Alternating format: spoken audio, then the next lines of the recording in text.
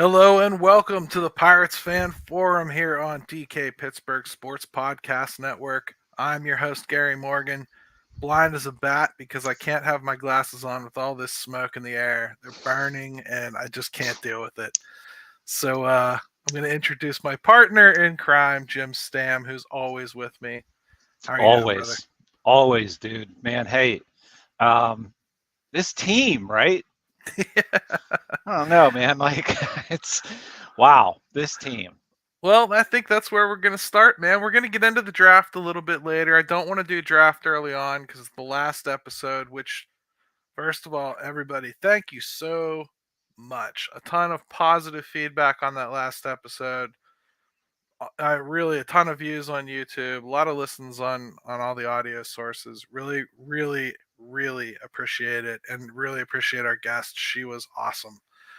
She, Caroline Fenton, follow her well, again for LSU stuff. Really she good. she was great, and we'll jump into a little bit more about the draft later on. But I that's the essence of our show, Gary, which is, hey, let's tackle a subject, let's talk about it openly. Let's find some stuff out, and I hope people will watch it if they haven't yet. And the ones that did, I hope you walked away with just saying, "Oh, you know what? Okay, Right. maybe there's a little more to it than we thought." And so later on, we've had a good week to let this soak in, and I think we've seen some more evidence yet, Jim. So we'll talk about some of that stuff as we get a little bit later. But Yeah, right now, I think that the point that I want to start with is this is not the team that we watched dominate April. And this is not the team that we watched die in May. In fact, it's not even the team that we've mostly watched choke away June. This team is in the midst of a full on youth movement. And you could probably argue some of them have been rushed. You could probably argue some of them aren't ready to stick. But it's coming. We're watching it. And we're at a new phase now, Jim. When young kids come up now, sometimes young kids are going to go back out. People that were given long looks like G1 Bay and Rodolfo Castro and Tucapita Marcano and, you know, Josh Palacios, even to a certain degree, even though I think he's been pretty good. You're going to start seeing guys like that get shipped out for some of these other people. When you have somebody like Brian Reynolds come back, boy, that's going to be a tougher decision than normal, isn't it? yeah. Like, I wouldn't send Josh Palacios, would you? No, He's no. been okay. You're going to pick one of those other ones, right?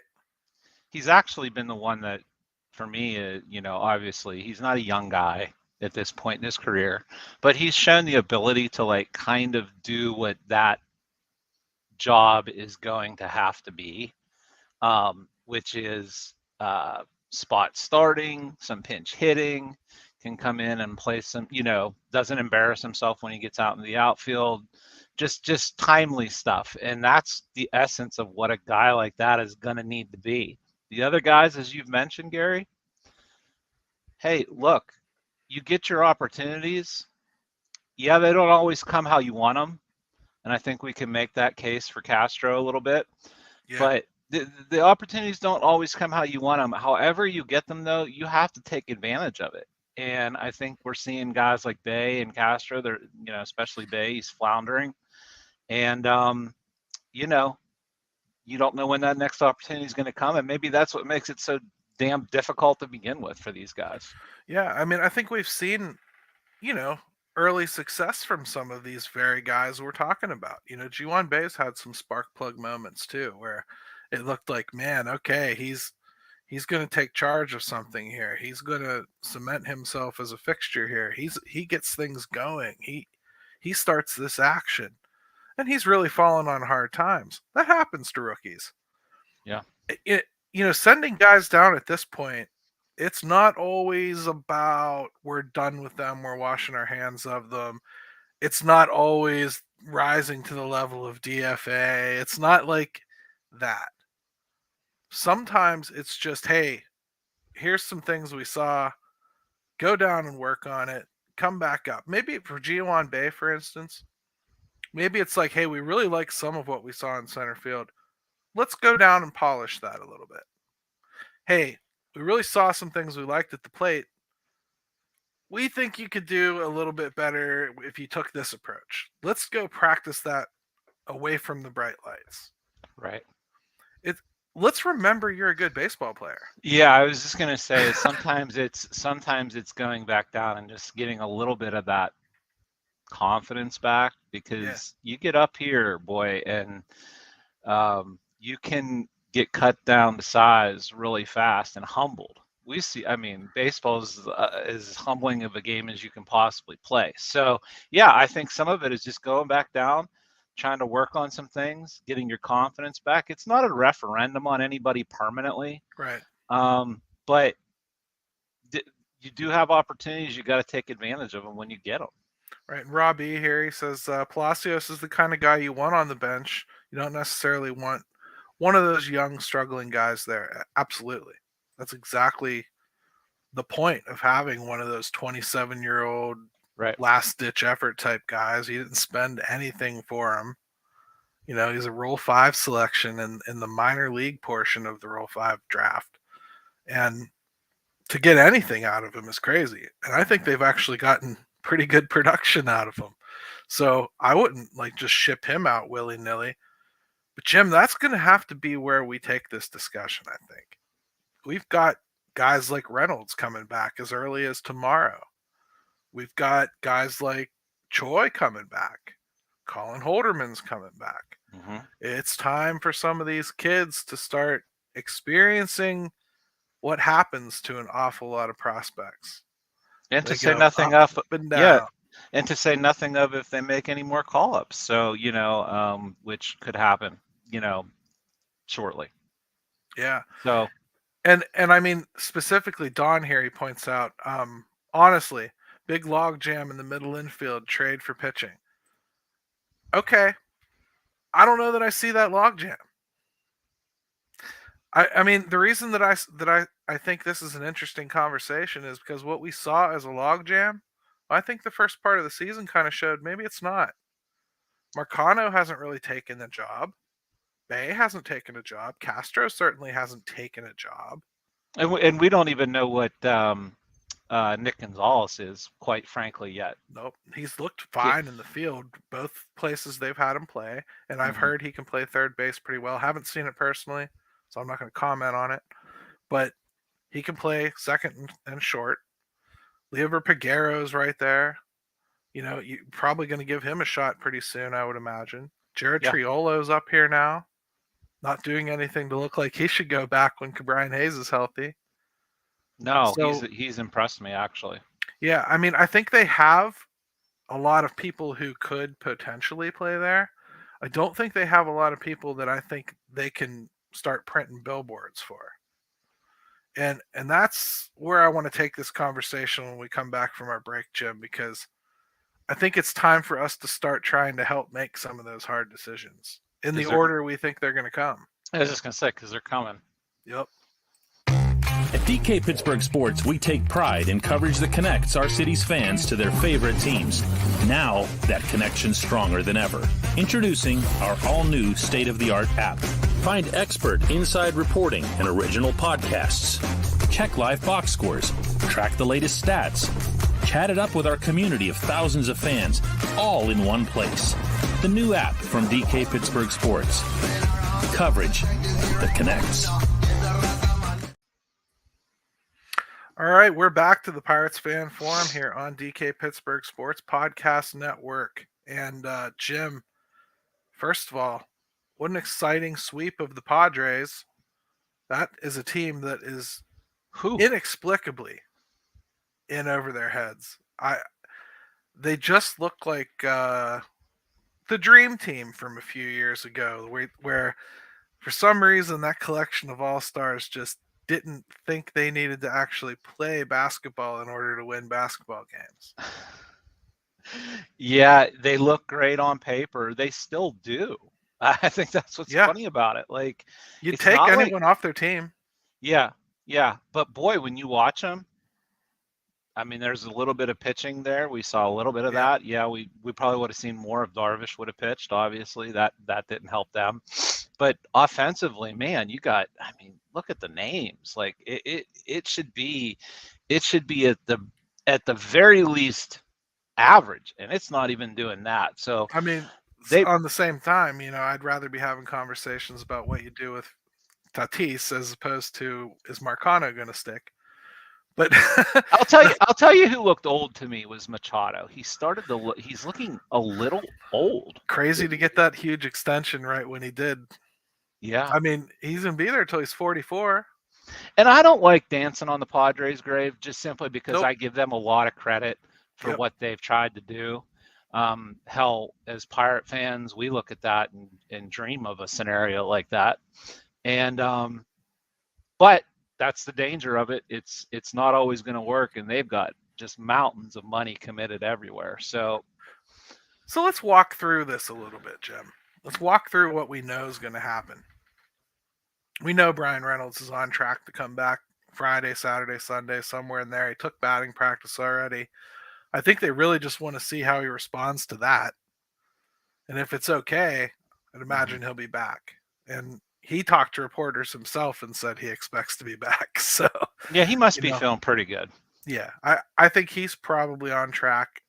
So he comes back, and right away you have him in the outfield. You've got Davis in the outfield. Jack Sawinski is on another downturn, man. He's on a bender and Yeah. and not a good one. I don't want to have the same Jack Sawinski conversation we've had repeatedly. Yeah. Where we find a way to justify those home runs and ignore everything else. Because at some point he is Joey Gallo if this is the way it stays. That's just a fact. And is Joey Gallo a player you win with? I don't know. So they On need some to, teams, yes, probably. On this team and what they're going to have moving forward, I don't know. Well, when I see Joey Gallo win somewhere, I'll believe it. Yeah, that's true. Because I mean, in all sincerity, I just don't know where you put him in your order. That makes sense, when you can't consistently make contact. I'm worried about him. That said, I don't know that he learns anything in the minor leagues, and you may just have to embrace that he's a platoon player. I mean, that's okay if that happens, but like, now's the time to figure that out. And you certainly aren't going to platoon Henry Davis. He's hitting everything. And not looking bad in the field at all. So when Reynolds comes back, what do? You've got Connor Joe, who he's not hitting, but he did earlier, and I still think he's worth having on the roster. Josh Palacios, we already talked about. Henry Davis is right now, a right fielder. An everyday right fielder, too. Yeah. We're not talking about a guy that's just going to take an at bat here and there. And Kutch is hitting like he always does in June. You can't sit him. No, and and if anybody's watching and has these numbers or can get them real quick, maybe I don't know what Joe does against lefties, not off the top of my head. But could you foresee a situation where you're doing the Jack Joe thing? I think Joe's playing more than he needs to. We know what Jack's struggles are against lefties in particular. I just think like if maybe you can kind of, and I should have those numbers. I don't. Well, here's the thing that sucks. If you do that, well, Reynolds has to be your center fielder then. Yeah. Which is fine, but we've already talked about he's probably not defensively good enough to be the center fielder anymore, right?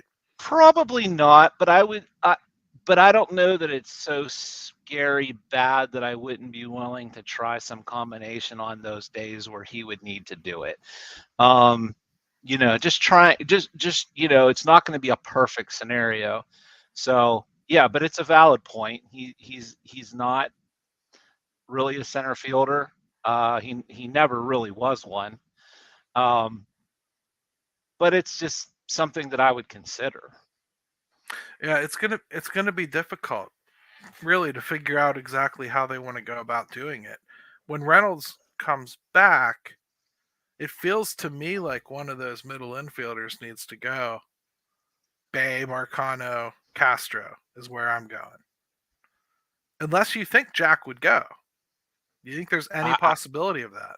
I don't, Gary. Look, even in the last couple games where Jack, he doesn't even have he got a hit. He got a hit. It was technically, yeah, technically. But even in these games where he's not hitting,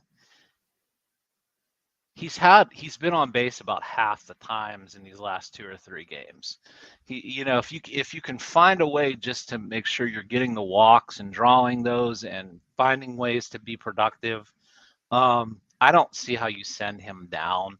I understand. Look, we all know what his problems are at this point, but I wouldn't send him. I'm not advising it, Jim, as much as if I'm going to say that G1 Bay is in a deep, dark enough hole that he needs to be considered to go down, and I'm going to say that Rodolfo Castro is in a deep, dark enough hole that they need to consider sending him down, I have to say Jack Sawinski is too. Even though I know he has that capability to like come out of it and go on a real hot streak for 2 weeks. Yeah. All I'm saying is at some point a guy like that's going to start getting considered as not good enough. That's all there is to it. Right. Potential gets passed by real results. And I think that's kind of where we're headed here with Jack. Now, I'm not saying that has to be decided right now, but in the immediate future here, you got Reynolds coming back. It feels like to me it's a G1 Bay move, and it's pretty easy. And I tell him to go down and just play center field. That's what I want him to do. Yeah, he's going to get squeezed out of the infield. Let's face facts. Yeah, well, I think you're already seeing that. I would move Bay down. Of course, when Hayes comes back, then you've got another decision to make. At that point, we'll see what happens. My order would probably be Bay, Castro. I only like Castro because of he can hit from the right side when they do play lefties. But even that hasn't been as great as it had been in the past. Well, and now you got Nick Gonzalez too. That's true. So and Triolo. So if you have like when you get a healthy Hayes back, for instance, I could see Castro being the guy. For Reynolds, it feels to me like it has to be Bay. It just makes the most sense. Yeah, and I did pull up. I got Joe's stuff here, just for me even to look at. Pretty small sample size. Not too bad actually. 85 at bats. 282 average, 384 on base percentage, 529 slugging, and a 913 OPS. Yeah, so that works as long as you're willing to have Reynolds play center field a little bit. Yeah. That's what would have to happen. Yeah. Choi comes back. It almost feels like you have to have that be one of your lefty bats off the bench, right? Like, that's when I think somebody like Marcano or Palacios might be in trouble. Marcano is somebody that I would love for them to just be a complete team, and he could be like such a nice little bench piece. But I don't know that on this kind of team that they're going to have that luxury with him. That's really what it comes down to me. I like him. I like him as a ball player. I think he's a really good, smart, fundamentally sound guy. But is there enough there, Gary? I don't know. I don't know. He's had parts of 3 seasons now, on 2 different teams to kind of show something. And I've seen something, just haven't seen enough to feel like he's going to hold anybody off. Like his potential upside versus Nick Gonzalez potential upside to me is just not even comparable. No. So I have, once you've made the decision to call up Nick Gonzalez, to me, that tells me we're ready to start moving on from some of what we've tried. At least for right now. Maybe they surge back. It's not like we know that Nick Gonzalez is just going to hit. We don't. Mm-hmm. He's had a couple nice at bats. He's had, a couple good, real good swings. And he's played good defense. I'm not complaining about him at all or judging him yet or anything. But But we just don't know yeah, if the bat is going to um, play yet yeah, with his deficiencies. right. And you usually don't call up a number one pick and just turn around and send him right back. I think he's going to get some work here, Mm-hmm. and I don't think you're going to ever see him just riding the pine. If they get to the point where they feel that needs to happen, he's going to go back down. Like you're not doing that with those kids right at this stage. If they call up Leover Piguero, you add in another one into that mix. I just I think that kind of solves the middle infield for a while. You go with Piguero and Gonzalez and just see how it plays out for a minute Yeah. against lefties and righties. That renders Castro completely irrelevant for now. Then Yeah. And, you got Hayes coming back. You have Triolo floating around. He can play just about everywhere. mm-hmm. And with Choi coming back, and look, I know a lot of people just all I've seen a lot of like, why even bother bringing Choi back? And all we're looking for Choi is two things: A, don't be Yoshi, and B, let's help not kill Santana before we even get to July and August. So like that's what I'm looking for from Choi, and you He's got a to see that. Yeah, professional bat man. yeah, you got to see that through and see how he looks. Now maybe he comes back and he just isn't healthy enough or and just can't play, Right. but they don't know that yet. Right. And we're also discounting, hey, that other things can happen. But once you start a youth movement where you're calling up number one picks, Davis is up here now. Gonzalez is up here now. Majinski, technically a first round pick, is up here now. You have Jared Triolo. He was one of your top, I think, 16. Was it? I think he was the top 16 prospect. But Right. regardless, he's up near the top of your board, right? You start getting those guys up here, it becomes very difficult to go back to a veteran laden team, you know? So as these guys come back, I don't know how you find a lot of time for them to play. Like Santana's not going to take at bats from one of these kids. He's going to likely just get more rest when Choi comes back. Yeah. You know, and as evidenced by the fact that they're teaching Choi how to play first base a little bit more again. So he's And practicing that in his rehab assignment.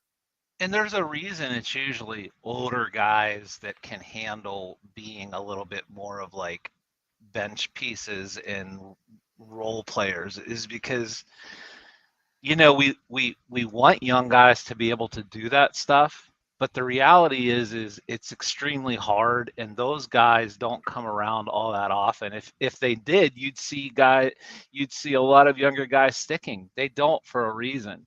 And Yeah. that's why Santana's, the Choi's, maybe even Palacios if he can find his little niche. But those guys, that's an acquired skill, man, that not a lot of people have. Right. So I mean, I think we're going to see a few more transformative things here as the ramp up to the All Star break here. I think that's where you're kind of going to have a little bit of a weird reset and something we're not talking about a lot, Jim. What could have been utter disarray, that starting rotation, it's stabilized. It has stabilized now a little bit. Keller has kind of caught his breath. Ortiz, I thought he fought through it today. I don't think he had it. And he fought through it and gave them a pretty solid outing, all things considered. Four runs in under 5 innings. Not what you want from him, but a rookie starter, man. Like I think his body of work has been pretty good. Yeah, I'm a little worried about him. Overall, yes, the pitching staff has stabilized more than I even thought it could. Would I like to see a little bit more from Ortiz in the sense of like we saw a lot of wow moments early. We're not seeing a lot of that now. It puzzles me a little bit. The velocity, things like that.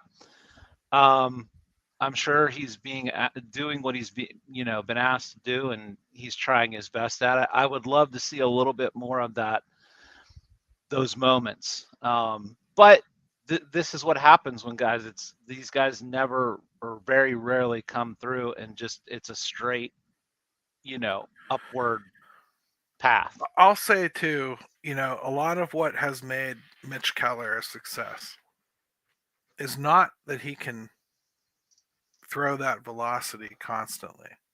It's that he has it in his back pocket and he can reach it and use it when he needs it.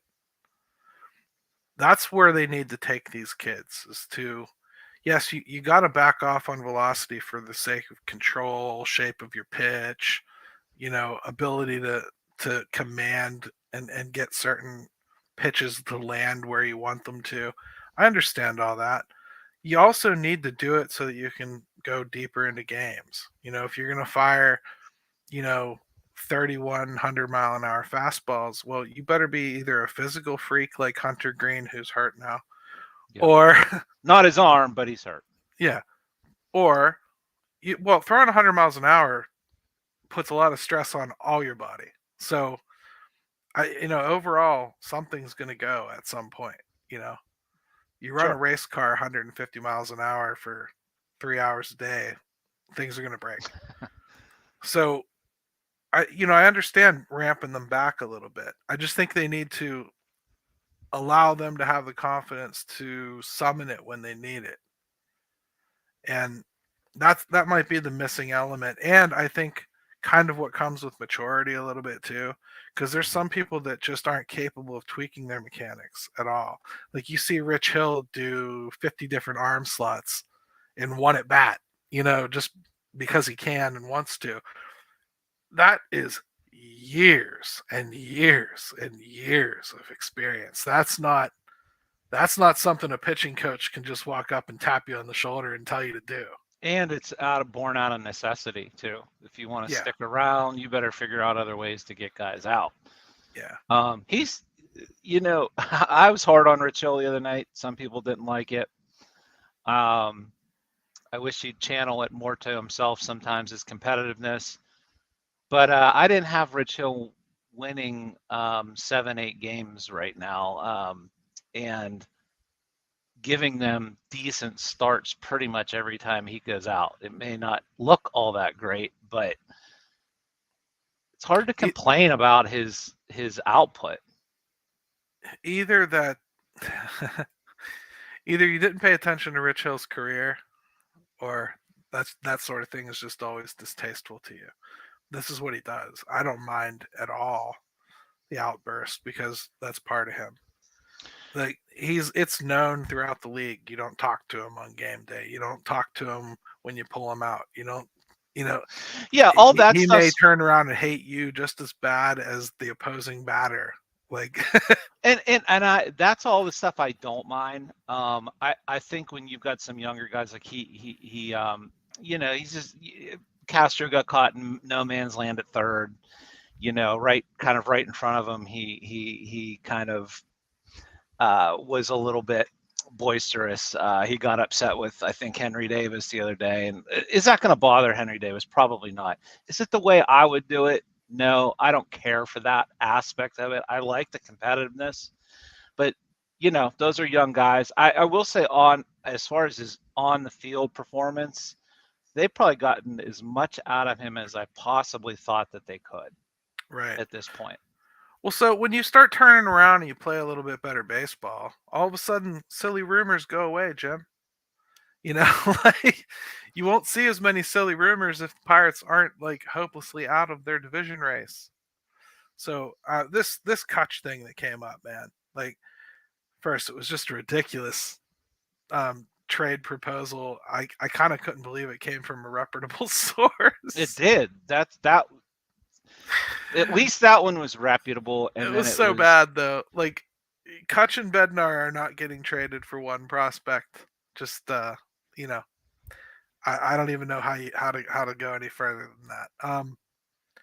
I will say that the Pirates bring it on themselves by losing.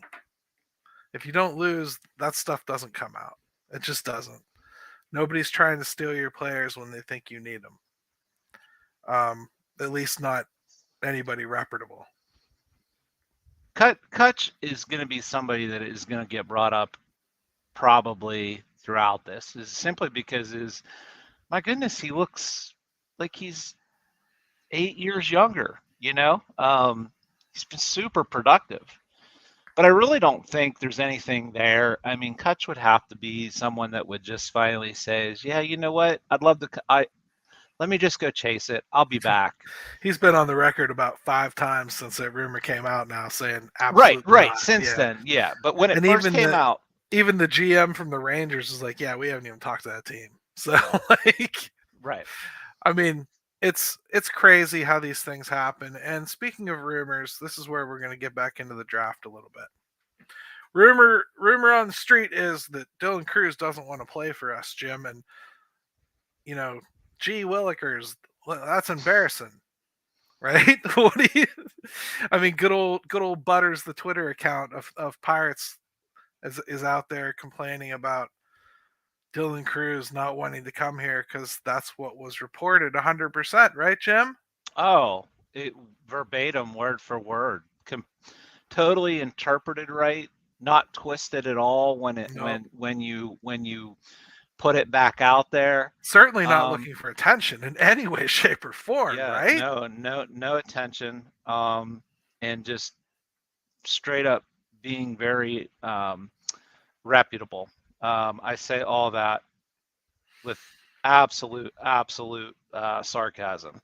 And that's what ends up happening, Gary, is like, well, I think you get somebody who doesn't understand the draft. And then B, wants to kind of make it into something else just to try to get people riled up. And you combine those two things, and then God knows why people are listening to these people in the first place. But then it starts taking on a life of its own.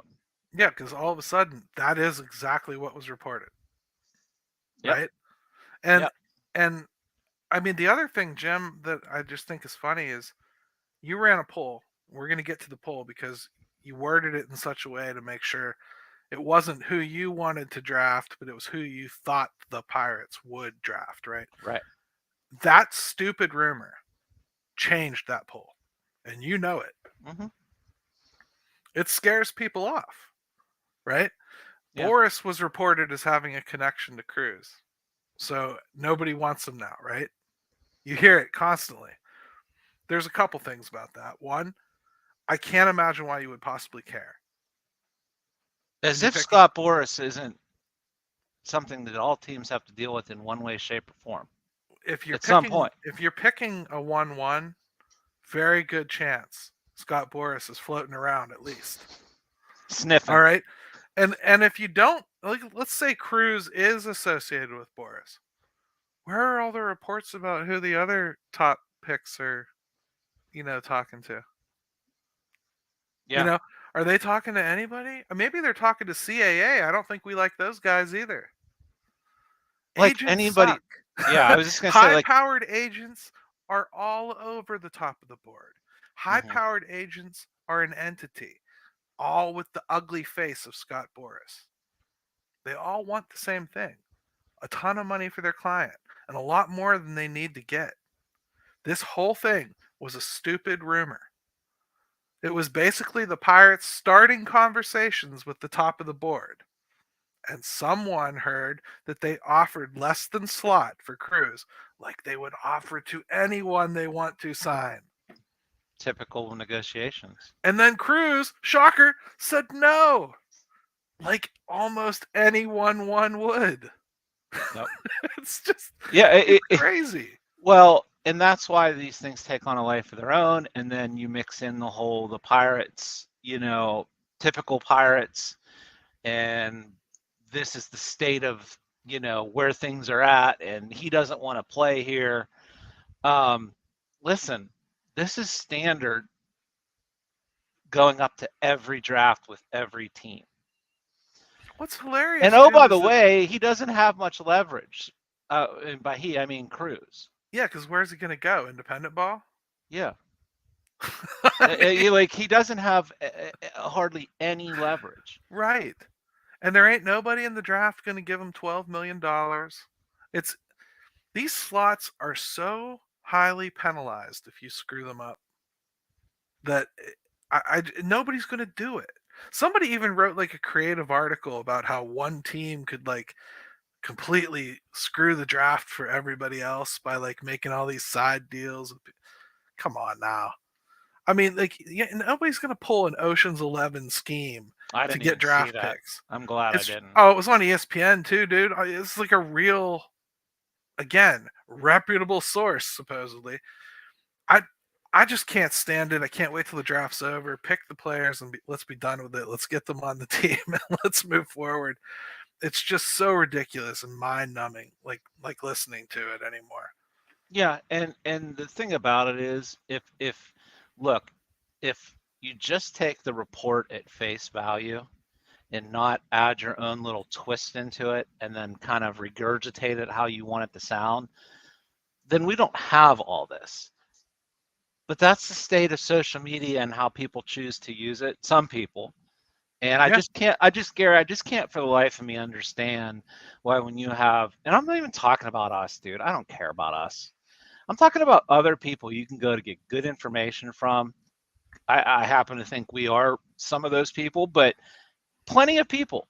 yeah. Why you would choose to follow the idiots? I just don't get that. Let's see. Harrison Boyd asks, "Will Boris clients be more difficult to extend?" Yeah, but any one is difficult to extend. But I would say that a Boris client, it's more of a guarantee that they're going to hit free agency Yeah. or you're going to pay his price. That's the And truth. and let's be honest, how many guys are we even talking about anymore in professional baseball where you're not going to lose them at some point anyway? Nobody's staying with teams anymore, and certainly if we get a guy at number one that makes him unsignable in 6 years, 7 years, whenever that is, I think that's a good problem to have, in my opinion. I think that's probably the most important point that we could possibly make. We're assuming, we're assuming that 8 years from now, we're going to be crying about losing a player that we're not even sure is going to succeed in Major League Baseball yet. Has a higher chance of succeeding, but still. Yep. I mean, like, as far as like the agent right now, if you are a GM and you let that determine your choice, you should be fired. Yeah. 100% on the Well, spot. well, and just from a sheer like common sense standpoint of being a GM, you think you're worried about 7 years down the road whether a guy's resignable? Think Right. of it in like I mean, think of it in the politics terms. You're worried about right now and how what your window is that you think you have your lifespan. You ain't worried about that stuff. It has no bearing on what you're doing from a survival standpoint, let alone anything else. Totally agree, brother. Let's take another quick break. And when we come back, let's talk about your poll question because I think it goes right into this, okay? Okay.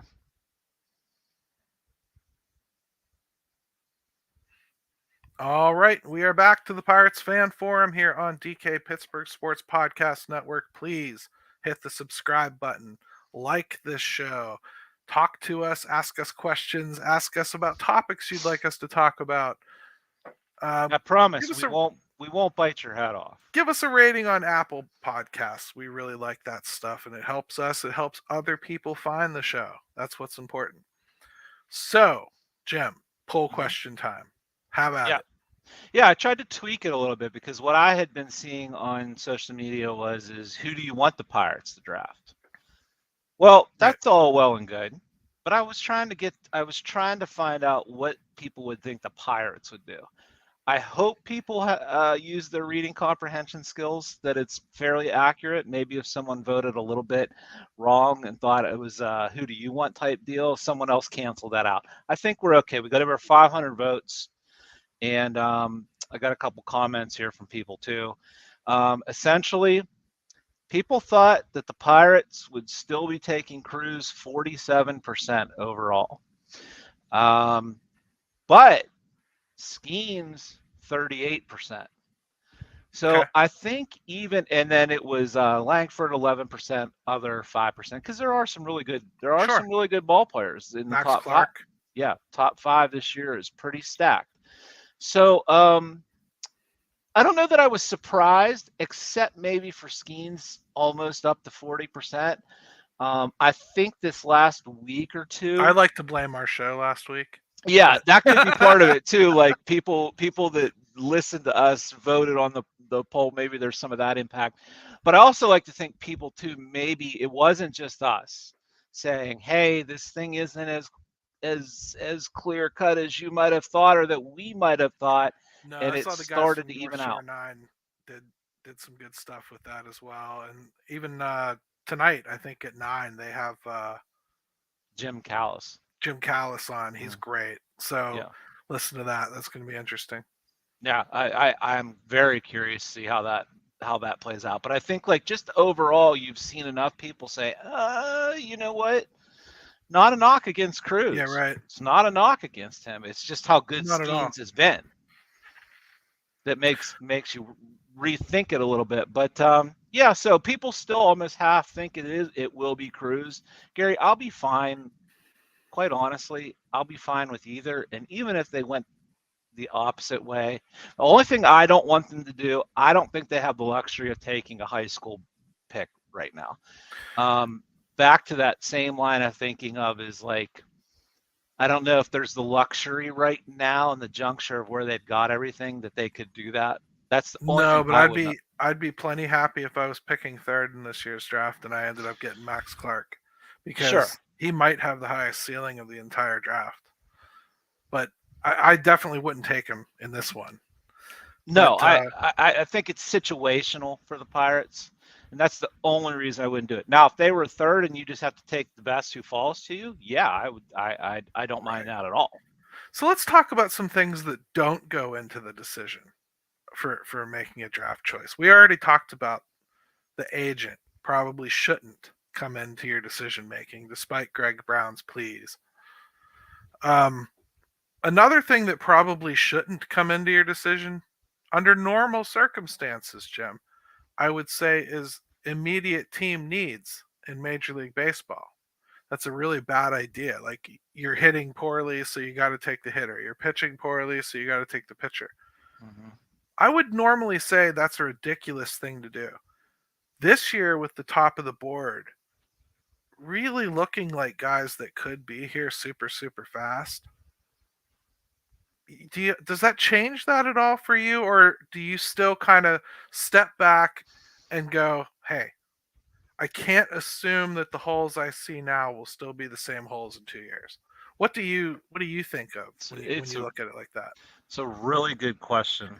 Like the starting rotation, for instance, we were talking about where do they get this top of the rotation guy, and let's just say Skeens is every bit that guy that gets here and he's the top of the rotation guy. Let's say it happens immediately.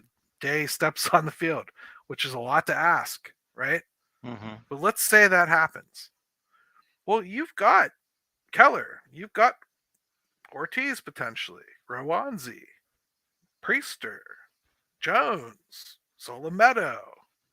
You've got a lot of guys that you're going to also be using probably. It's not here right now, but it certainly could be before Skeens is. You know what I mean? So I don't know if you make that pick assuming that you're plugging a hole, or if you make that pick just because he's that good, and it doesn't really matter who's here because he's going to be better than a couple of them anyway. Yeah, it's a really good question. I agree with you overall. Typically, you don't want to be looking at right now and saying, "Well, they can't hit. You got to take Cruz." Yeah. Or you can't pass. We were all definitely guilty of that, though. Like, well, yeah, because for sure. Yeah. Um, and we'd probably still be doing that had Skeens not come along like he did all year.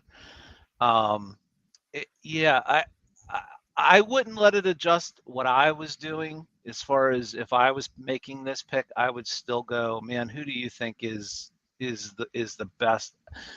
I'm still taking the best of one of those two. Whoever that truly is, I mean, because honestly, I got to live with that pick. If I make the wrong call, at least I made it on that decision and my gut and what my team is telling me, and we made that decision based on who we think the absolute best player is. And I would say too, like going into this draft, there's a lot of nervousness. I keep seeing a lot of like, oh, the Pirates will screw it up one way or another, and or I keep seeing the same jokes about how this person that they pick is just going to be rotting in the minors forever, even as Davis got here faster than anyone else. And being hurt, he still got And here. hurt, yeah, and he still got here faster than anyone. You know, I to me, I a lot of these things are baked in like old boring jokes and people not really paying attention to what's truly going on around you when they Gary, pick somebody. let me throw this out because this was part of the comment I got, and I wanna get your take on it because we haven't talked about this. And this is comment toward the poll. Someone said they will do a lower slot like they did with Henry Davis. Langford is the one. Do you think slot will come into this at all this time around? Do you think that it should come into this at all? I don't Um, think this draft sets up for that because it's so top heavy talent wise. Um, that draft, because of COVID, was the talent was congested and spread out. It was basically 2 years of top end talent spread out through that shortened draft, and you could get away with saving some money and going and getting some players that were kind of screwed up from COVID to begin with, yeah, and they took advantage of it. I it think was an opportunity to restock it when was, and when they had to. It was very situational. I think what Henry Davis proves, just from the brief sample that we've gotten so far, is that there really was not a lot of daylight between the top five there. The problem is none of those top five were generational, if you will, like are seen as generational. Doesn't mean they won't be. You could make an argument for all of them that they could have been Right. the top pick. By the But a way, lot of them, that was AB Berg 79 who likes mango. So I want to get that in there and say that yeah, but that's who made that comment. yeah. But I think overall, man, I don't think this draft sets up that way. There's a lot of talent in this draft. There is, but there's not so much that like you're gonna sway high school kids from going to college type talent, which is what you save that bonus money for, so you can go over slot later in the Yeah, in the in the game. I don't think it applies this year. And I think it's specifically applied to the year that they did that. Yeah. More It, importantly, the industry experts don't see it as yeah, being right. pliable this year. Yeah, that's not just us saying that either. Yeah. In fact, Um, it's people definitely other than us. We're just parroting what they told us. So right. Yeah, and some common sense with it too. I mean, but yeah, I mean, we have a little bit of that, don't we, Gary? A little right, bit. absolutely. Um, let me We got just let me get to one more comment. Someone brought up the point, and this was Callie Bucko's fan. Gotta go Skeens. We can find afford cornerbacks on the market. A genuine ace and Keller 1-2 punch is something we have to grow. We will never be able to afford that kind of guy. I've heard that a billion times. I really have. So Yeah, in theory, I totally agree with that. Here's big the thing. risk. Here's the thing, though. I think they're going to get Keller extended, and then there goes another one of those long-standing Pirates never things that gets checked off. Maybe they can keep a player like that on occasion. I mean, he's pitching like every bit an ace. Now, you need more than one. So like Yeah. it's not as though I'm gonna, kick Paul Skeens out of bed for eating cookies. I'm just saying, One gets you into the party, and then if you get a couple of them, man, then you're really cooking, you're cooking. right? You're cooking. Yeah. That's when you get really scary in 5 game series and You seven preferably game get them before they're series. 38 and 41 too. Yeah, and yeah, but we know what the risk is. But yeah, so Yeah. But I think like I understand the sentiment there. I really do. I just think sit back, look it over, take who you think is the best player. I don't care who it is. that's what I gotta live with that. Like if I can't imagine Ben Sherrington saying, "Yeah, I like this guy a whole lot, but I'm gonna take this guy because of this." I Like, just I Joe don't see it. Joe Boyd on my site wrote a really nice comp piece, about the top of the draft board here. He has Dylan Cruz comp to Luis Robert, which that's pretty interesting. I think that's a pretty interesting comp for him. Yeah, it Luis was a Robert. really good piece, by the way. I love the comps stuff Oh, because Joe's awesome. He does this it every gives you year. such a good idea. Like we're trying to like make it tangible Hmm. for this. And guys, it's very hard to you want an example to say, okay, could I live with that? Yeah, and it's a real So scouting formula that he uses. He actually writes about the Steelers too, and does this for their draft board. So it's pretty neat that he took that over to the Pirates for us. But Hunter Green was his comp for Skeens, which I think you could see. Although I think Skeens has a little bit better shape to his fastball, which kind of makes sense because his fastball grades out a little higher than Hunter Green's. So right. problem with Skeens is like I'm starting to see some scouts talk about, he could either be that high end starter or he could wind up as the closer. I did see that. So I don't know that you'd want to draft a closer 1-1. So you would have to hope that he's a starter for sure. And then Wyatt Langford, he comped at Joe Adell, Spencer Torkelson, and Henry Davis. And the thing that scared me about Langford that I didn't realize until I read this piece, his arm's only a 45 grade. He will not stick in center field. No, he's not. Like I know that they can get away with it there, um, in college. First of all, he's kind of a Tyler O'Neill type build. Yeah. And you've got to be really, really athletic to be that kind of build and play center field. So I just don't see that being a thing. He would have to have athleticism and an arm. I don't think he's that kind of guy, quite honestly. I don't either. So again, I think it's one of the two LSU kids. That's where I'm going to land. I think it's probably going to be the last thing I say about the draft until the draft happens. Yeah, well, we're not far out now, so fortunately, we won't have to wait very much longer. And I think it's the most interesting draft. I think the Pirates are in a really good position. Um, you would think that either one of them is a good selection. But I will say, like, hey, we got. It's never a guarantee. The arm's a huge risk.